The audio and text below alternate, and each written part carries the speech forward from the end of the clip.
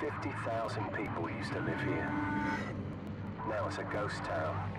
What is up, Wolfpack, and welcome to our 2024 check-in of Call of Duty 4 multiplayer online to see if it's still playable, how many people are out there, and if it's just modded to all hell. In order to get a good feel for the game, I played on different days and different times, so I tried during the weekday and during the weekend. And this was all throughout the month of February here in 2024. So the first thing I want to note is when you're booting up COD 4, sometimes you might get a little bug that it just sits on downloading game settings forever, pretty much. So this did happen to me twice throughout the time I played, and a fix I found online was to simply unplug your router for about 10 seconds and then plug it back in, and then once your internet comes back online and you sign back in, you should be good to go. But first up, let's start off with what it was like to play on the weekend. So on the weekend, I played kind of a little bit in the morning, a little bit in the afternoon, and a little bit at night.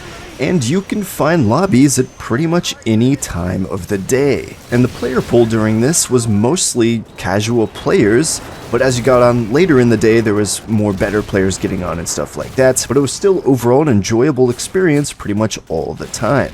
Now, in regards to modders on the weekend, however, when it got later in the night is when I had actually start running into some modders. Now on the specific weekend, I only ran into one modder, and his name was actually XX_KilledYaBoys_XX. You could probably see him in some of this footage here, but he was just teleporting around and killing everyone. And because I have YouTube in my clan tag, in the pre-game lobby he even changed his username, offering to not cheat if I didn't record them. But I'm here to report on the state of the game, not make deals with cheaters. But that was pretty much just that one lobby, and there was always multiple lobbies going on, so I could always just back out and go find another lobby if I wanted to, if I ever ran into a cheater. But on the weekend, it was only that one person. Now I should mention that your lobby experience may be different depending on what region you live in. So my matches here are taking place in the West Coast, United States. So that's what it was like to play on the weekend, pretty fair and lively, and actually not very many modders. Now when it came to the weekdays, however, I was actually surprised you can still find lobbies at pretty much any time of the day, from earlier on to the afternoon to even later at night. Though the lobbies overall, there seems to be a little bit less of them, but they're still definitely there and definitely playable, which is definitely nice. Once it started getting later into the night, however, I kind of had to wait a little bit longer to find a full lobby, but it's usually just a couple minutes tops. Now throughout this weekday I ran into two different modders, so two very different types I guess you could say.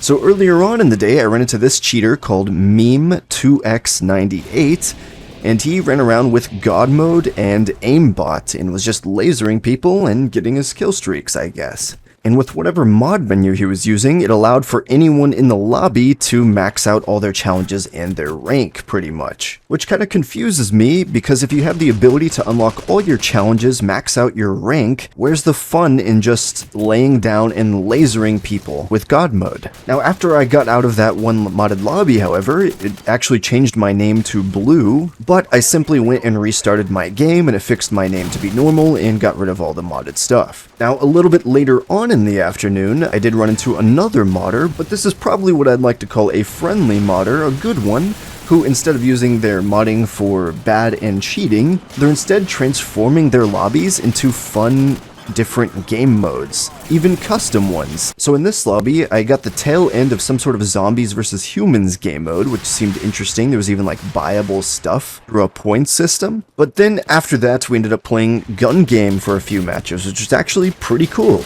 And it was unique to see these different game modes here in COD 4 on console.